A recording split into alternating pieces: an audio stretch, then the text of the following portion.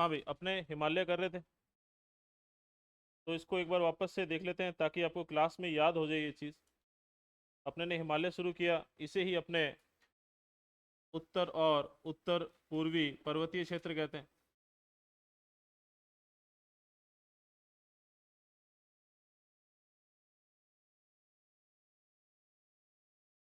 अगर ऊंचाई के मामले में बात करें तो दुनिया की सबसे ऊंची पर्वत श्रृंखला है।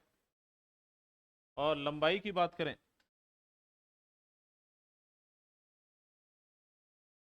तो पश्चिम से पूर्व में जो है ऐसी पर्वत श्रृंखलाएं जिनका विस्तार किधर है, पश्चिम से पूर्व में, उनमें सबसे लंबी है।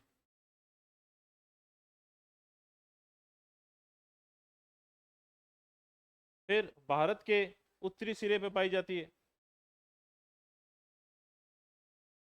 भाई साफ साफ दिख रहा है भारत के किधर है, उत्तर में है। भारत को कैसे इसने कवर कर रखा है, घेर रखा है, तो अपने कहेंगे भी इस तरीके से, चापाकार आकृति में।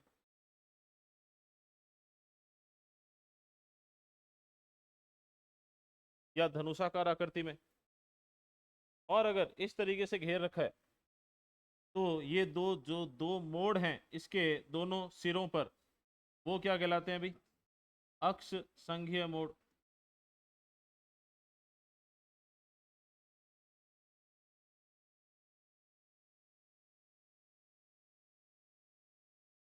फिर आपसे पूछ ले कि निर्माण के आधार पे या उत्पत्ति के आधार पे ये कैसी पर्वत श्रृंखला है, तो कैसी है अभी, वलित है। अरावली कैसी है, अरावली भी वलित है। लेकिन अरावली और इसमें एक अंतर है भी, इसका निर्माण अभी भी जारी है।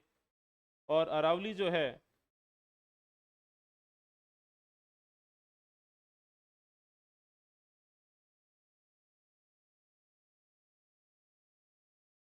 लेकिन एक चीज ध्यान रख लेना भाई, कि अरावली में अगर आपसे पूछते वर्तमान में कैसी है, तो वर्तमान में वो है अवशिष्ट, क्योंकि धीरे धीरे समाप्त हो रही है। ये वर्तमान में भी वलित ही बोलेंगे इसको। इसके बाद इसका निर्माण जो है, अगर ये वलित है तो दो प्लेट्स के बीच में हुआ होगा। एक प्लेट खिसकी होगी, कौन सी, इंडियन प्लेट या इंडो ऑस्ट्रेलियन प्लेट।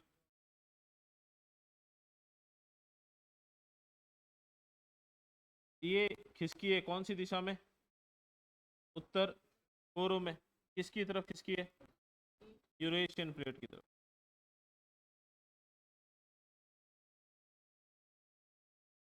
और इन दोनों के बीच में 33 सागर था, वहां हिमालय बना है अभी।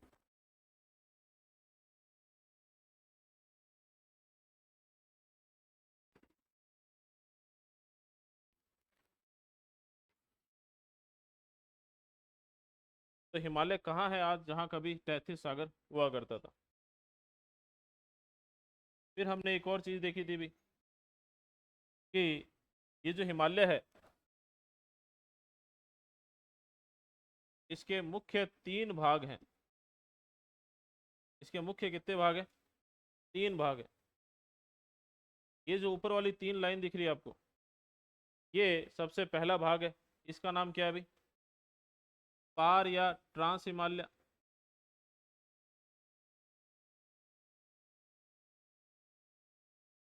पार या ट्रांस हिमालय। ये जो दूसरा भाग है जो चापाकार आकृति में दिखाई दे रहा है, ये मुख्य हिमालय।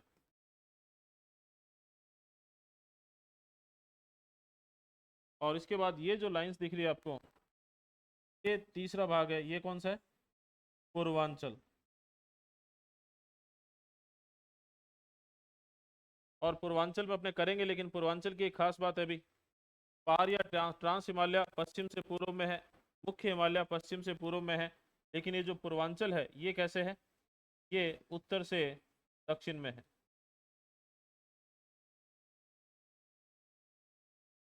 फिर अपने ने पार या ट्रांस हिमालय किया।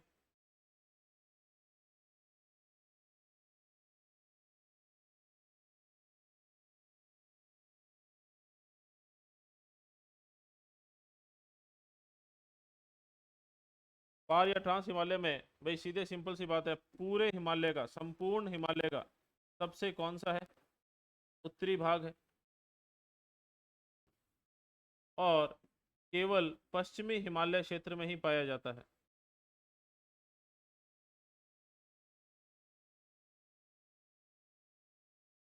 अगली चीज, ये जो पार या ट्रांस हिमालय है, इसका जो निर्माण है, ये मुख्य हिमालय से पहले हुआ था या बाद में? मुख्य हिमालय से पहले हो गया था अभी। अच्छा, मुख्य हिमालय का कौन सा क्षेत्र में आता है ये? मुख्य हिमालय के कौन से क्षेत्र में आता है? मुख्य हिमालय के वृष्टि छाया क्षेत्र में। कौन से में?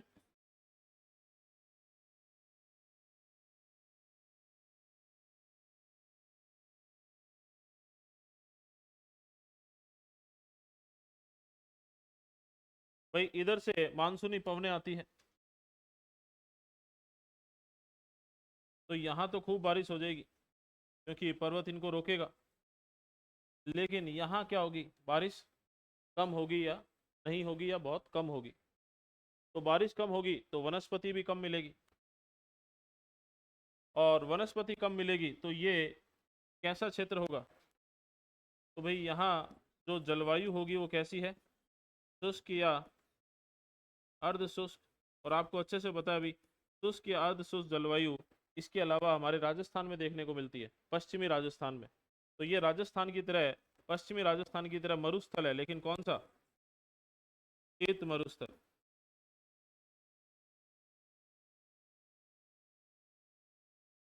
और यहाँ पर झीलें मिलेगी, कौन सी वाली? खारे पानी की अंतःस्थलीय।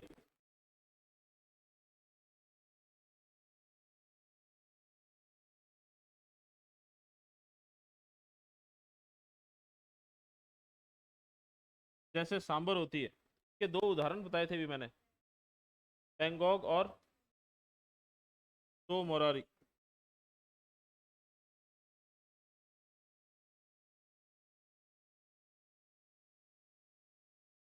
भाई ये शब्द बहुत इंपॉर्टेंट है अभी। एक जगह और आपको ये दिखाई देगा, जैसे आपसे पूछ ले कि भारत की सबसे बड़ी खारे पानी की झील कौन सी है,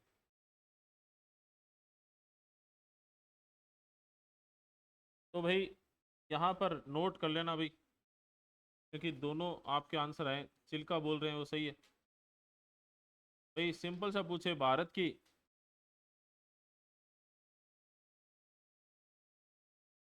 सबसे बड़ी खारे पानी की झील, ये खारा तो खारा है, वो चाहे समुद्री पानी हो चाहे कोई सा भी हो, तो उसका आंसर होता है चिल्का झील। लेकिन इसी सेम क्वेश्चन में वो एक शब्द बस और मिला दे, भारत की सबसे बड़ी अंतःस्थलीय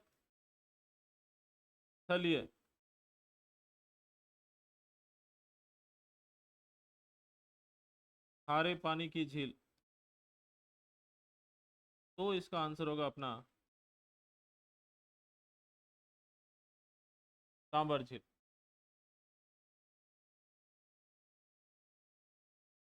चले भी, ये थोड़ा सा ध्यान रखना भी, अंतःस्थलीय में है सांबर सबसे बड़ी, वैसे खारे पानी की सबसे बड़ी झील कौन सी है? चिल्का झील। अब अपने आते हैं वापस इसमें, ठीक है।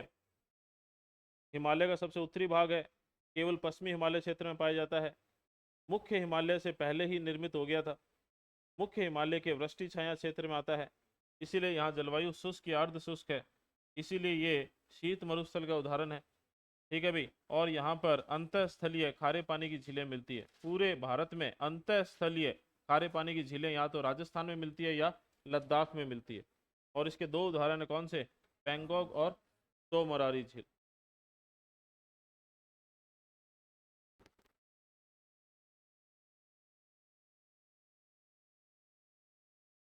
फिर आप सबको अच्छे से पता है भाई, ये जो पार या ट्रांस हिमालय है, इसके भी तीन भाग हैं। पहला भाग कौन सा है? काराकोरम। ठीक है भाई, अपने कर चुके हैं इसलिए थोड़ा शॉर्ट में ही बताऊंगा। काराकोरम, तो जैसे पूरे हिमालय का सबसे उत्तरी भाग पार या ट्रांस हिमालय है, पार या ट्रांस हिमालय का सबसे उत्तरी भाग कौन सा है? ठीक है भाई, तो सबसे उत्तरी भी है, सबसे लंबा भी है और सबसे ऊंचा भी है। अब काराकोरम में अपने को एक तो पढ़ना है केटू या गॉडविन ऑस्टिन।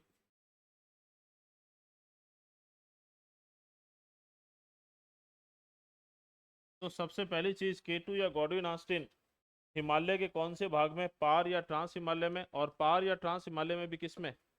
काराकोरम में। ठीक है भाई, इसकी ऊंचाई कितनी है? 8611। तो दुनिया की दूसरी सबसे ऊंची पर्वत चोटी है। सबसे ऊंची जो है कौन सी? Mount Everest. दूसरी सबसे ऊंची ये है। तो क्या इसे भारत की सबसे ऊंची पर्वत चोटी माना जा सकता है? माना तो जा सकता है, लेकिन अधिकृत रूप से माना जा सकता है क्या? नहीं माना जा सकता अभी। क्यों? क्योंकि ये वैसे तो लद्दाख में है, लेकिन लद्दाख का वो भाग जो पाकिस्तान के कब्जे में है।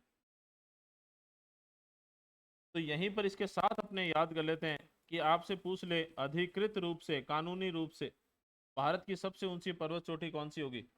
कंचनजंगा।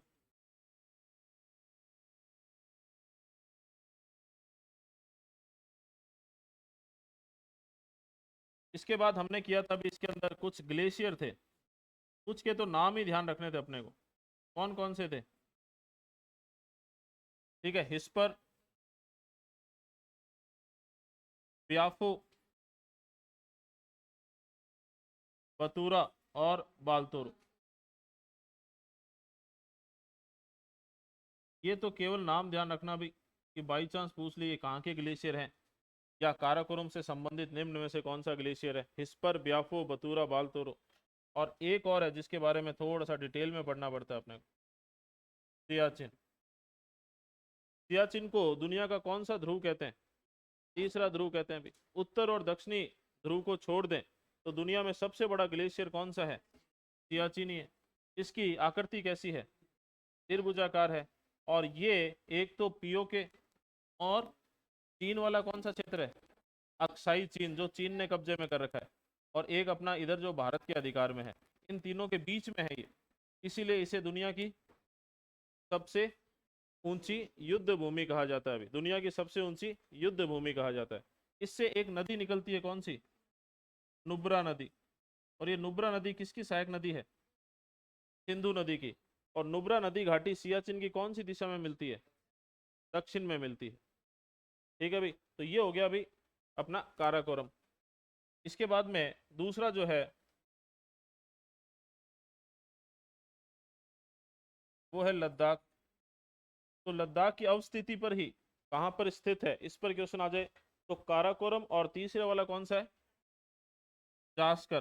काराकोरम और जास्कर के बीच में स्थित है।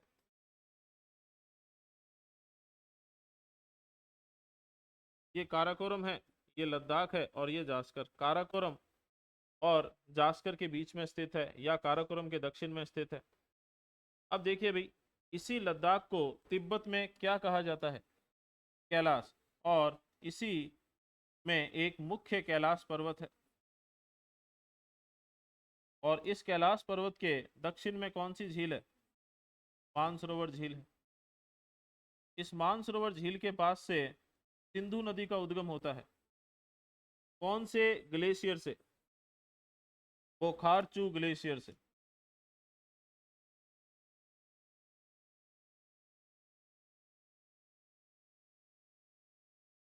और भारत में ये जो सिंधु नदी है कौन सी दो पर्वत श्रेणियों के बीच में से प्रवाहित होती है? ठीक है, लद्दाख और जास्कर के बीच में से।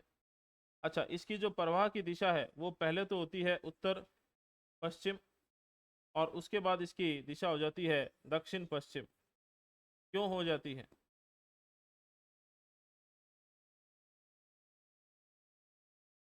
ठीक है भाई, हिमालय के अक्ष संज्ञा मोड़ के कारण हिमालय के साथ मुड़ जाती है। यही है आंसर इसका, कि हिमालय के अक्ष संज्ञा मोड़ के कारण इसकी दिशा परिवर्तित हो जाती है। कौन सी हो जाती है? उत्तर पश्चिम से दक्षिण पश्चिम हो जाती है। सिंपल सा आंसर है। अच्छा, एक चीज और, ये जो लद्दाख और जास्कर है, सॉरी लद्दाख और जास्कर के बीच में से जो सिंधु नदी हो गई, लद्दाख और काराकोरम के बीच में एक पठारी क्षेत्र है, इस पठार का क्या नाम है? लद्दाख का पठार। लद्दाख का पठार। ये लद्दाख का पठार जो है वो भारत का सबसे ऊंचा पठार है। इसकी ऊंचाई कितनी बैठ जाती है? 48। इसके बाद में सबसे लास्ट आता है जास्कर। जास्कर के बारे में एक ही पॉइंट है बचा, क्या? कि ये पार या ट्रांस हिमालय का सबसे दक्षिणी भाग है। इसके बाद में आ जाएगा मुख्य हिमालय इसके खत्म होने के बाद। लेकिन इन दोनों के बीच में जो क्षेत्र है इसे क्या कहते हैं भाई? Indo Tsangpo suture zone.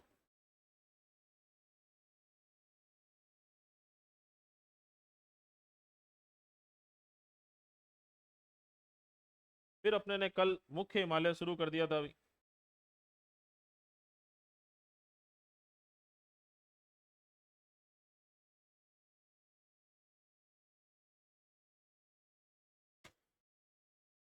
सबसे महत्वपूर्ण भाग ये मुख्य हिमालय है, हिमालय का।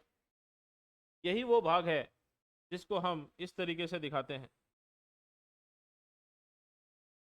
यही वो भाग है जिसके लिए हम बात करते हैं भाई कि ये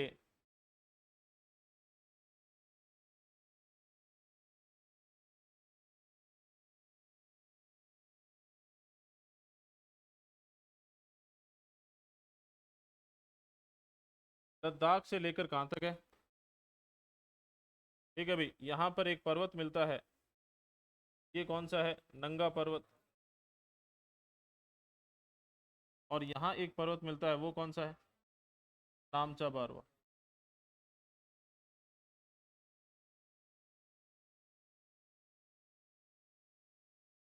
यहाँ से सिंधु नदी मुड़ती है इधर, तो यहाँ मिलेगा हमें सिंधु नदी घाटी, या एक और शब्द था सिंधु गार्ज या गॉर्ज, जो घाटी बनती है, गहरी घाटी। और इधर वाली साइड में ब्रह्मपुत्र नदी ऐसे जाके मुड़ती है, तो यहाँ मिलेगा हमें ब्रह्मपुत्र गॉर्ज। तो अब आपसे पूछ रहे लद्दाख से लेकर अरुणाचल प्रदेश, या नंगा पर्वत से लेकर नामचा बारवा, या सिंधु गॉर्ज से लेकर ब्रह्मपुत्र गॉर्ज। ठीक है भाई। और फिर आपको ये आकृति एकदम क्लियर दिख रही है, ये इसकी कौन सी सतह होगी? उत्तल। और ये कौन सी होगी? अवतल। तो पूछ ले हिमालय या मुख्य हिमालय की उत्तल सतह किस तरफ है, तो अपने कहेंगे उत्तर भारत का, उत्तर भारत का विशाल मैदान या भारत की तरफ। और अवतल सतह किस तरफ है? तिब्बत या चीन की तरफ। फिर मुख्य हिमालय के भी तीन भाग हैं भाई। सबसे पहला भाग कौन सा है? बृहद हिमालय या वृहद हिमालय। इसी को महान हिमालय भी कहते हैं, क्योंकि पूरे साल भर बर्फ जमी रहती है, इसलिए क्या कहते हैं? हिमाद्री कहते हैं। दूसरा भाग कौन सा है? मध्य हिमालय। इसकी तुलना में थोड़ा छोटा है हाइट में, लघु हिमालय। ठीक है भाई। और इसका नाम क्या है? हिमाचल। और तीसरा सबसे छोटा हाइट में बाह्य हिमालय, निम्न हिमालय, या उसे अपने शिवालिक भी कहते हैं। ये जो वृहद हिमालय हमने किया था,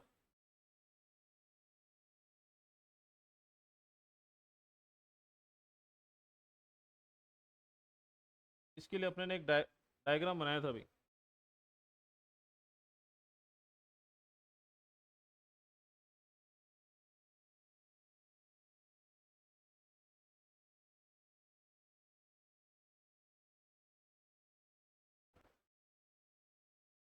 ये बेसिकली अपने कह सकते हैं, यहाँ पर इसका जो पर्वत मिलेगा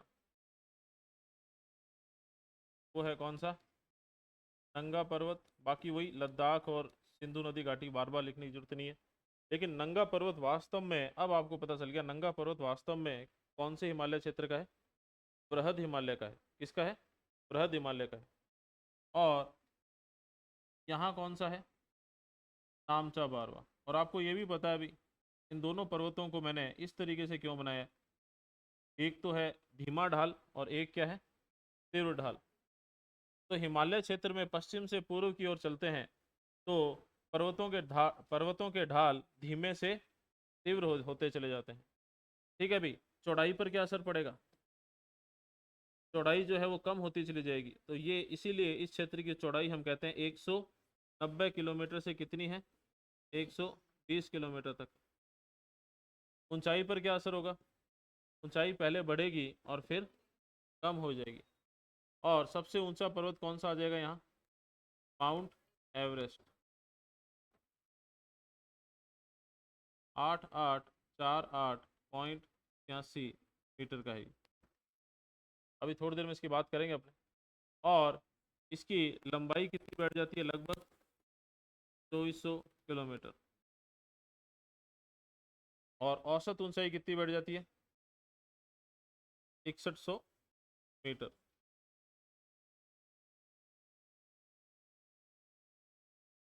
ये एक छोटा सा डायग्राम है, इससे इसके बारे में सारी चीज़ें पता चल जाती है। अभी यहाँ तक अपने कर चुके हैं,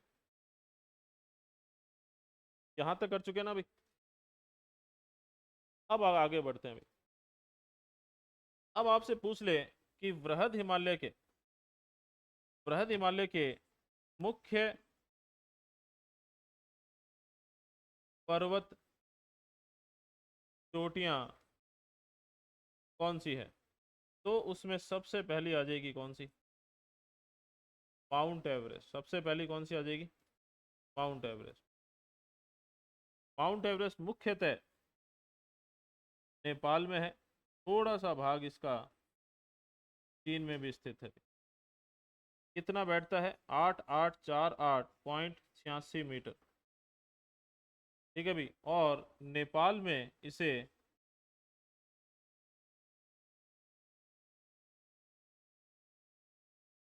सागर माथा कहते हैं। क्या कहते हैं, सागर माथा कहते हैं। ये दो तीन चीजें इसके बारे में लिख लो भी। दुनिया की सबसे ऊंची पर्वत चोटी मुख्यतः नेपाल में।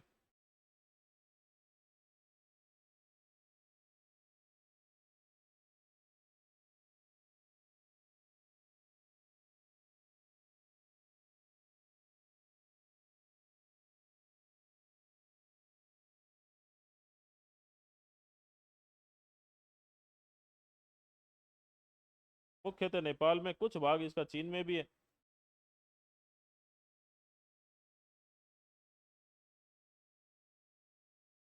ऊंचाई बैठती है इसकी 8848.86 मीटर।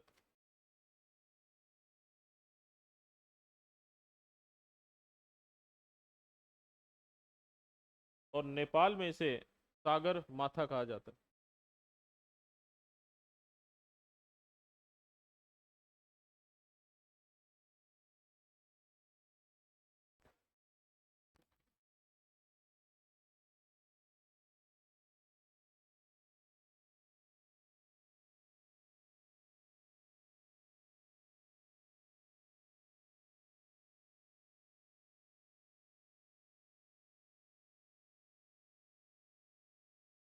नेपाल के अंदर ही दो और पर्वत चोटियां कर लेना, भी साथ साथ ही याद कर लेते हैं। कौन सी है, अन्नपूर्णा और मकालू।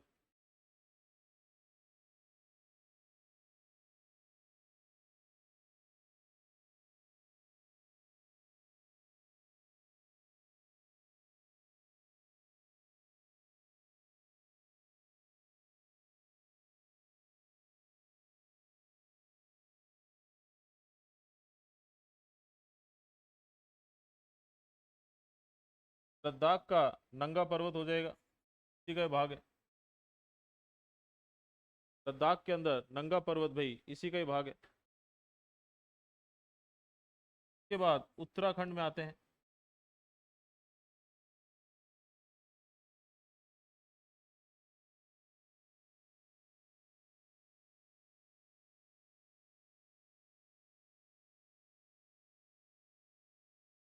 उत्तराखंड में नंदा देवी और कामेट।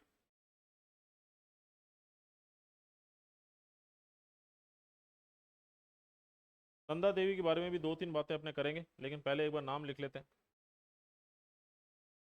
उत्तराखंड से आगे चलेंगे नेपाल आ जाएगा, नेपाल तो कर लिया। नेपाल से आगे चलेंगे अपने तो अपने आ जाएगा सिक्किम।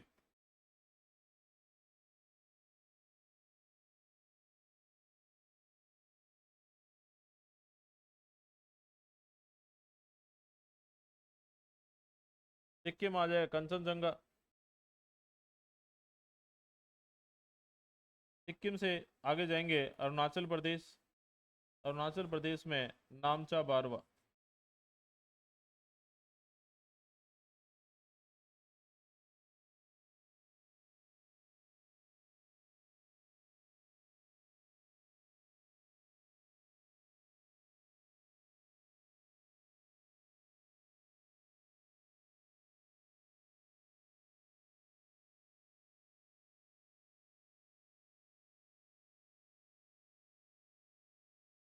तो भाई माउंट एवरेस्ट, अन्नपूर्णा, मकालू, ये तीनों कहाँ पर है?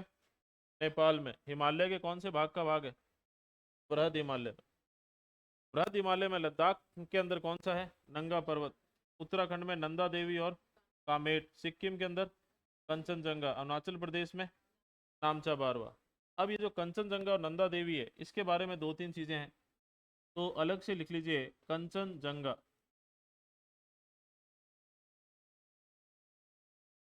सबसे पहली चीज कहाँ पर है अभी? सिक्किम के अंदर।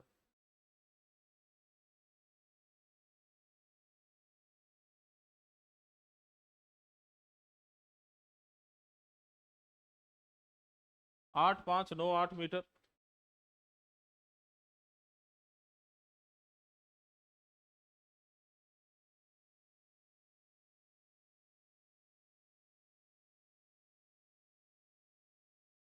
भारत की अधिकृत रूप से सबसे ऊंची पर्वत चोटी।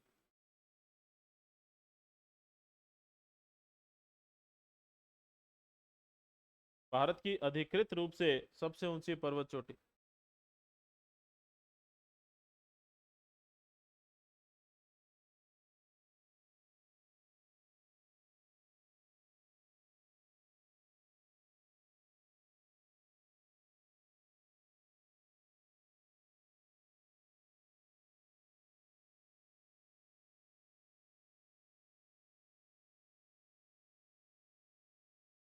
अब देखिए भाई, ये विश्व विरासत स्थलों में भी शामिल है, लेकिन इसकी एक खास बात है भाई। विश्व विरासत स्थल जो है वो तीन प्रकार के होते हैं, ठीक है।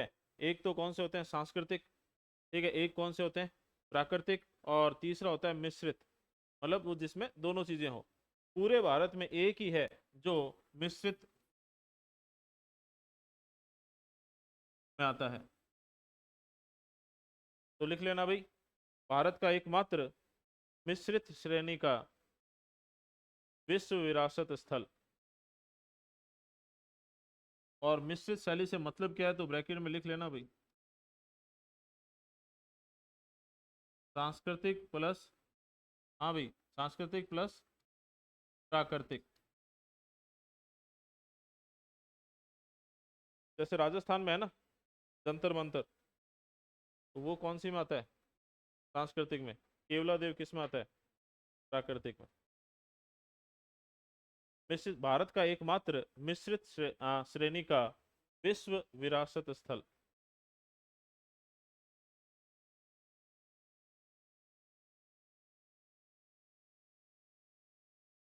एक और चीज लिख लो भाई, कंचनजंगा, कंचनजंगा को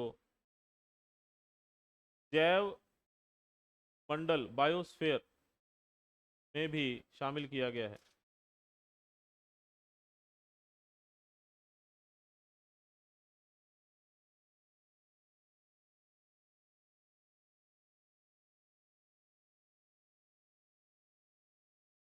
भाई आप राजस्थान जीके में याद करते हो ना, कंजर्वेशन रिजर्व, संरक्षित क्षेत्र, ठीक है। संरक्षित क्षेत्र जो होता है उसको अगर थोड़ा सा बड़ा कर दें अपने, तो वो क्या हो जाएगा? वन्य जीव अभ्यारण्य। वन्य जीव अभ्यारण्य को और बड़ा कर दें तो वो क्या हो जाएगा? नेशनल पार्क, ठीक है भी, राष्ट्रीय उद्यान। जब तक कोई भी वन्य जीव अभ्यारण्य है वो केंद्र, वो सॉरी, राज्य सरकार के अंतर्गत आता है। सॉरी, संरक्षित क्षेत्र, संरक्षित क्षेत्र, ठीक है भाई। और उसको थोड़ा बड़ा बड़ा कर दें तो वन्य जीव अभ्यारण्य। ये थोड़ा सा आपको बस ऐसे ही बता रहा हूँ मैं। ये राज्य सरकार के अंतर्गत आते हैं। अगर इसको और बड़ा कर दे वन्य जीव अभ्यारण्य को, तो ये क्या हो जाएगा, राष्ट्रीय उद्यान हो जाएगा। अब 3-4 राष्ट्रीय उद्यान को अगर अपने मिला लें तो फिर जो बनता है वो बनता है क्या, जैव मंडल। जैसे राजस्थान में मेरे हिसाब से 3 ही है राष्ट्रीय उद्यान, वन्य जीव अभ्यारण्य शायद 27 के आसपास है, संरक्षित क्षेत्र तो अभी बढ़ गए, काफी हो गए, लेकिन जैव मंडल राजस्थान में एक भी नहीं है। पूरे भारत में जैव मंडल कितने हैं, 18। पूरे भारत में जैव मंडल कितने हैं, 18 हैं अभी, और उसमें से एक अपना ये कौन सा है, कंचनजंगा वाला।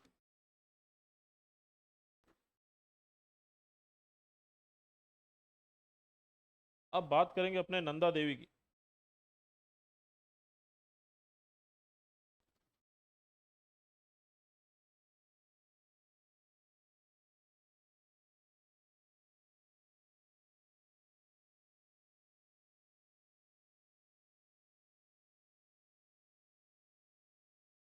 हाँ, इसे फूलों की घाटी भी कहते हैं, वैली ऑफ फ्लावर्स।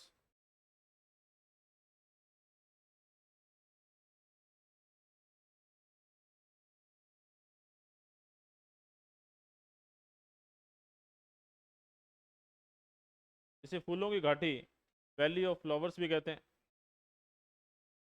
लिख देना भाई, यह भी जैव मंडलों में शामिल है, यह भी जैव मंडलों में शामिल है।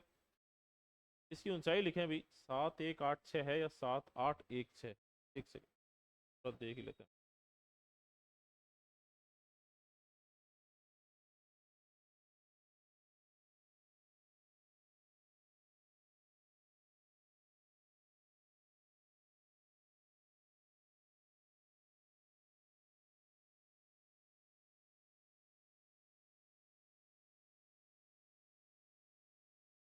सात आठ एक छः,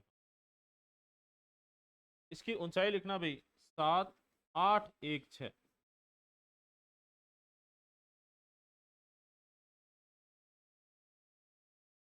अब ध्यान से सुनना भाई, इसकी ऊंचाई अपने ने क्यों लिखी है, चलो ठीक है ये तो लिख दिया आपने, नंदा देवी जैसे वैली ऑफ फ्लावर्स कहते हैं, उत्तराखंड में है, फूलों की घाटी कहते हैं, लेकिन इसकी ऊंचाई से अपने क्या क्वेश्चन बनेगा, ध्यान से सुनना।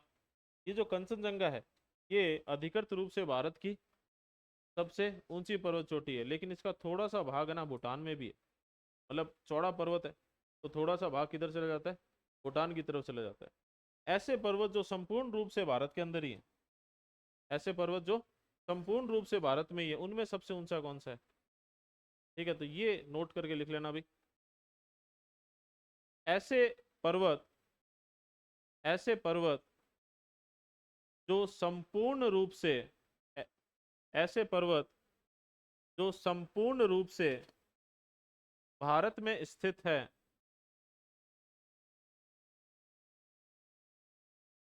उनमें सबसे ऊंचा, उनमें सबसे ऊंचा नंदा देवी पर्वत है।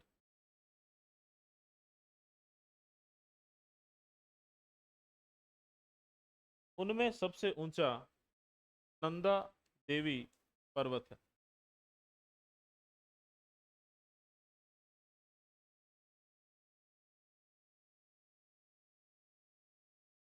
अब आते हैं भाई बृहद हिमालय क्षेत्र में जो ग्लेशियर मिलते हैं उस पे आते हैं अपने, ठीक है भाई। तो 4 प्रमुख ग्लेशियर हैं जो अपने को याद रखने हैं, और अपने को ये गंगा नदी में भी काम आएंगे। 4 प्रमुख ग्लेशियर, ठीक है भाई, कहाँ मिलते हैं, तो कुमाऊं हिमालय क्षेत्र, बृहद हिमालय में भी कहाँ, कुमाऊं हिमालय क्षेत्र। तो कुमाऊं से आप समझ गए होंगे कहाँ की बात कर रहा हूँ मैं, उत्तराखंड की।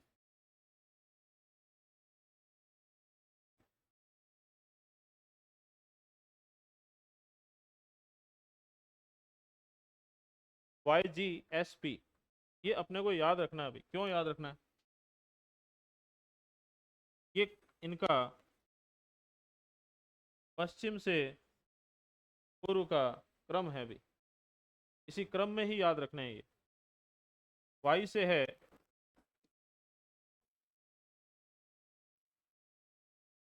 यमुनोत्री। जी से है गंगोत्री। एस से है सतोपंथ। और पी से है पिंडारी।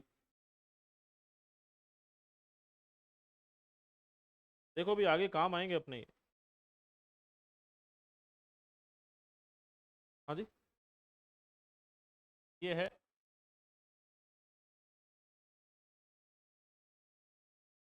ये कह रहे हो सतोपंथ। हाँ पंथ है। और ये है पिंडारी। आगे करेंगे भी, जैसे गंगोत्री है, इससे कौन सी नदी निकलती है? इससे गंगोत्री से। नाम से क्या लग रहा है? गंगा, लेकिन गंगा नहीं। गंगा का उद्गम होगा भागीरथी के रूप में। ये बनाना मत भी नीचे वाली चीज, ये गंगा में बनाएंगे अपने। सतोपंथ है, इससे कौन सी नदी निकलेगी? अलकनंदा। ये दोनों जाके देवप्रयाग में आपस में मिल जाएंगी। और उसके बाद क्या बनेगी? गंगा। और उससे यमुनोत्री से इधर से निकल के कौन सी नदी आएगी? यमुना। ये तो बहुत ही रफ सा बनाया है मैंने आपको। और भी इसमें नदी आके मिलेगी, क्योंकि अपने को यहाँ पे प्रयाग देखने हैं। तो ये इसी तरीके से याद रखना है, अपने काम आएगा आगे। यमुनोत्री, गंगोत्री, सतोपंथ और पिंडारी, ये चार प्रमुख ग्लेशियर हैं। किसके हैं? बृहद हिमालय के। बृहद हिमालय में भी कहाँ पाए जाते हैं? कुमाऊं हिमालय क्षेत्र में। और कुमाऊं कहाँ की जगह है? उत्तराखंड की। गंगा के उद्गम से संबंधित है ये चारों।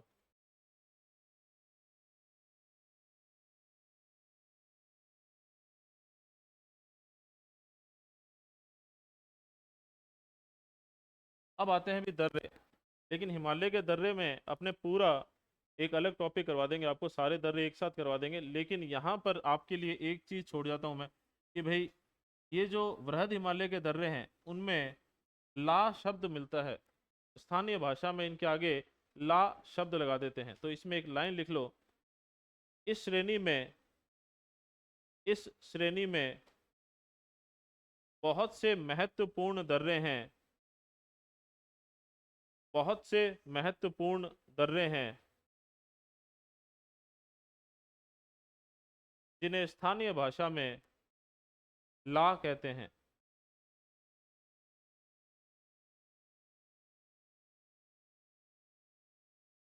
जैसे आपने एक दर्रा सुना होगा, सिपकीला।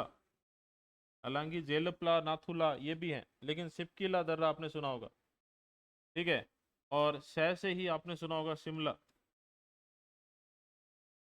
और सह से ही होता है सतलज।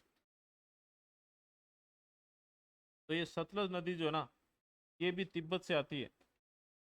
तो आगे चलकर अपने ऐसे याद करेंगे भी कि सतलज नदी भारत में कौन से दर्रे से, तो सह से सतलज, सह से सिपकीला। और आगे कौन से शहर इसके किनारे है? शिमला शहर, शिमला के पास से निकलती है। तो ये भी आएगा आगे, लेकिन अभी बस ये नाम जैसे फॉर एग्जाम्पल लिख लो चाहो तो, जैसे सिपकीला दर्रा, ये सिपकीला है हिमाचल प्रदेश में। जेलपला, नाथुला, ये सिक्किम में है।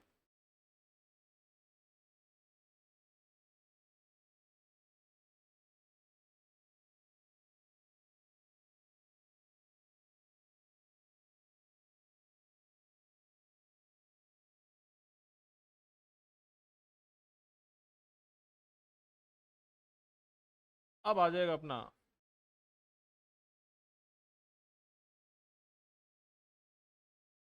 मध्य हिमालय। इसका और नाम क्या है अभी? लघु हिमालय। और एक और नाम क्या है? हिमाचल।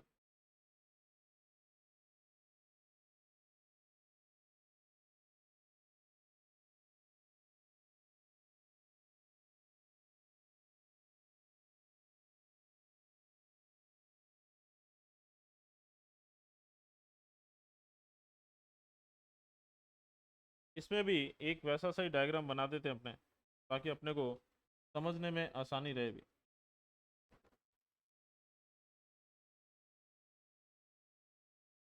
ये भी वही इसके एकदम दक्षिण में है, ठीक है। और मुख्य हिमालय में बृहद हिमालय के दक्षिण में है, और उसके उसके लगभग लगभग क्या समानांतर है, वो भी 2400 किलोमीटर है, ये भी कितना है, लगभग 2400 किलोमीटर। अब इसमें हमने चौड़ाई पे देखें, तो इसकी जो चौड़ाई है वो 100 से 50 किलोमीटर रह जाती है, और इसकी जो औसत ऊंचाई है वो 3700 से 4500 मीटर रह जाती है।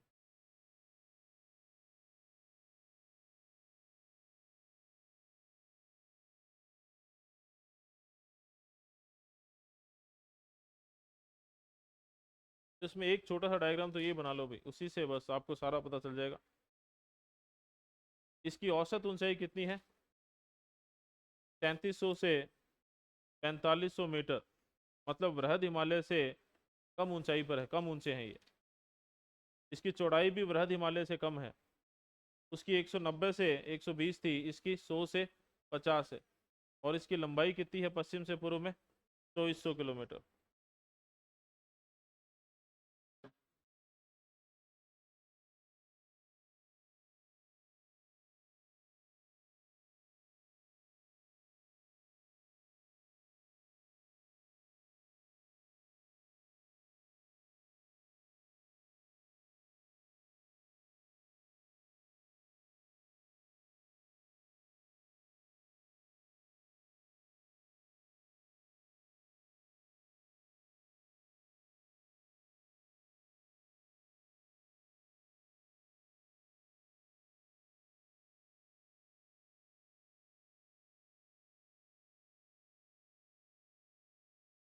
ये भी बृहद हिमालय है मान लो, और इसके दक्षिण में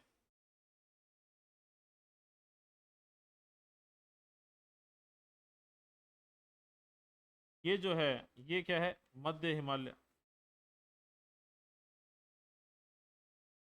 और इनके बीच में ये क्या हो गया, अभी एक दरार नुमा क्षेत्र हो गया, क्या हो गया, दरार नुमा क्षेत्र हो गया। अब मुझे एक छोटी सी बात बताओ भाई, कि पार या ट्रांस हिमालय को मुख्य हिमालय से किसने अलग किया था, पार या ट्रांस हिमालय को मुख्य हिमालय से किसने अलग किया था, इंडो सांगपो सचर जोन। वैसे ही आपसे पूछ ले कि वृहद हिमालय को मध्य हिमालय से कौन अलग करता है, तो इस क्षेत्र का नाम है मेन सेंट्रल थ्रस्ट। इसका थोड़ा सा ध्यान रखना पड़ेगा अभी आप, मेन सेंट्रल थ्रस्ट, ठीक है। एक बार डायग्राम के अंदर बताए तो आपको, फिर अपने आराम से याद करेंगे। अब ये जो मेन सेंट्रल थ्रस्ट है, ये पहाड़ों के बीच की दरार नुमा क्षेत्र है, मतलब यहाँ पर पहाड़ है, यहाँ भी पहाड़ है, ये बीच में नीचा क्षेत्र है, इसका मतलब ये क्या है, ये कैसा क्षेत्र है, घाटी नुमा क्षेत्र है। फिर ये जो मध्य हिमालय है, इसे अलग अलग राज्यों में अलग अलग नामों से जाना जाता है अभी।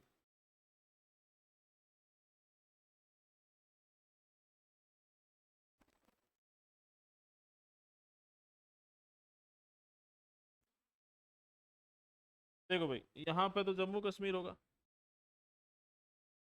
ठीक है भाई। जम्मू कश्मीर से इधर आएंगे तो यहाँ क्या आ जाएगा, हिमाचल प्रदेश।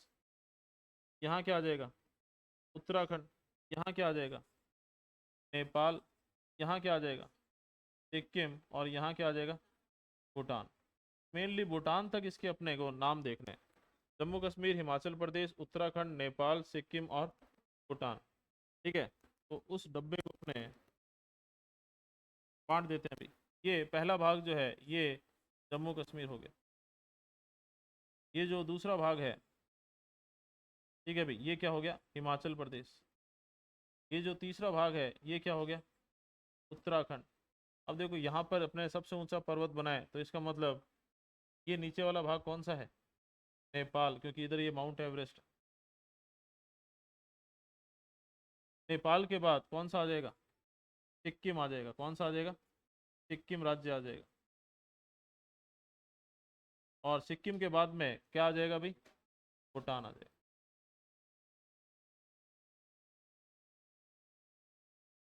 जम्मू कश्मीर में इसे पीर पंजाल कहा जाता है।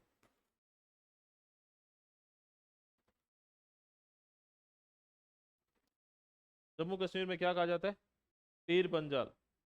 मध्य हिमालय को या मध्य हिमालय के पहाड़ी क्षेत्र को जम्मू कश्मीर में क्या कहते हैं, पीर पंजाल कहते हैं। हिमाचल प्रदेश में इसे धौलाधर कहते हैं। उत्तराखंड में इसे मसूरी या नाग टिब्बा कहते हैं।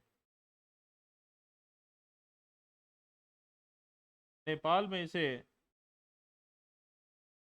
महाभारत कहते हैं। ठीक है भाई। सिक्किम में इसे टोकिया कहते हैं। भूटान में इसे काला पर्वत कहते हैं। इस काला पर्वत का नाम कई बार इस तरीके से भी आ जाए तो समझ जाना भी किसकी बात हो रही है, ब्लैक माउंट।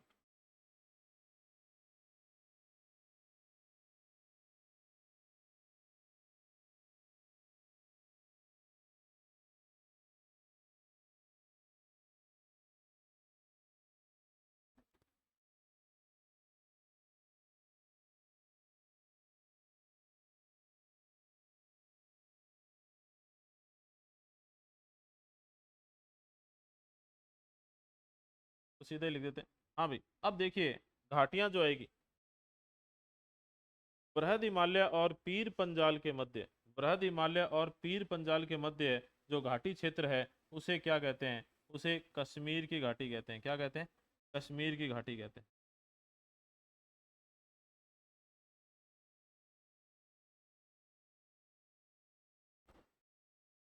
ठीक है भाई। धौलाधर, धौलाधर और बृहद हिमालय के मध्य की जो घाटी है हिमाचल प्रदेश के अंदर है ना भाई, कुल्लू। ठीक है। तो ये धौलाधर और बृहद हिमालय के बीच में कुल्लू घाटी है। और एक और घाटी क्षेत्र है कांगड़ा, ये थोड़ी सी उत्तराखंड तक चली जाती है। कांगड़ा जगह तो पूरा हिमाचल प्रदेश में ही है। बृहद हिमालय और नेपाल के महाभारत पर्वतों के मध्य की घाटी को क्या कहते हैं, हाँ भाई, राजधानी क्या है, तो काठमांडू घाटी क्षेत्र कहते हैं।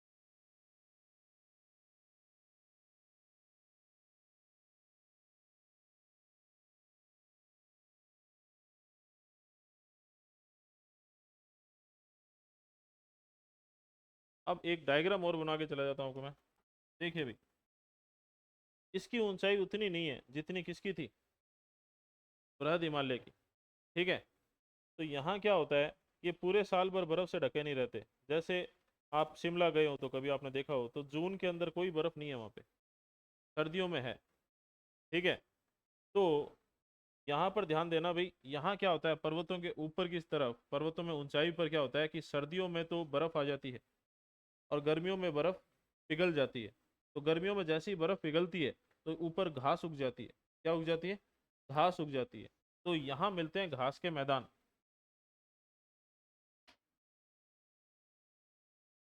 घास के मैदान, ये घास के मैदान किसकी विशेषता है, मध्य हिमालय की। इन घास के मैदान को अल्पाइन घास के मैदान कहा जाता है। क्या कहा जाता है, अल्पाइन घास के मैदान, या इन्हें कहा जाता है शीतोष्ण घास के मैदान। अल्पाइन घास के मैदान या कौन से घास के मैदान, शीतोष्ण घास के मैदान। और इनको पश्चिम और पूर्व में, पश्चिम और पूर्व में अलग अलग नामों से पुकारा जाता है। पश्चिम में इन्हें कहा जाता है मर्ग, जैसे जम्मू कश्मीर की तरफ। जैसे फॉर एग्जांपल एक जगह फेमस है वहाँ की, गुलमर्ग, ये नाम वहीं से आया है। अपने भी नाम आते हैं ना, अपने छोटे तालाब मिल जाते हैं रेगिस्तान में कहीं, छोटे तालाबों को सर कहते हैं, और उसके आगे नापा लगा दिया तो नापा सर हो गया। ठीक है। तो यहाँ घास के मैदान मिलते हैं, अपने यहाँ छोटे तालाब मिल रहे हैं, तो वैसे ही गाँव के नाम बने, वैसे ही यहाँ पे गुलमर्ग का नाम बन गया। ये पूर्व में उत्तराखंड की तरफ,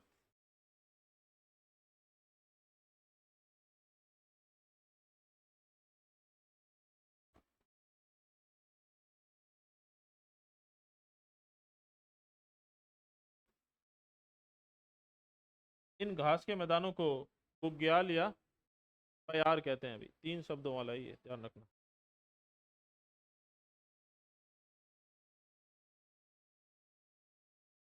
पयार। मर्ग या गुलमर्ग किधर कहते हैं, तो आपसे सीधा पूछ लेंगे भी, घास के मैदान या अल्पाइन या शीतोष्ण घास के मैदान। अल्पाइन या शीतोष्ण घास के मैदान कौन से हिमालय क्षेत्र की विशेषता है? मध्य हिमालय की। इन्हें पश्चिम में क्या कहा जाता है? ठीक है भाई, मर्ग कहा जाता है, जम्मू कश्मीर की तरफ।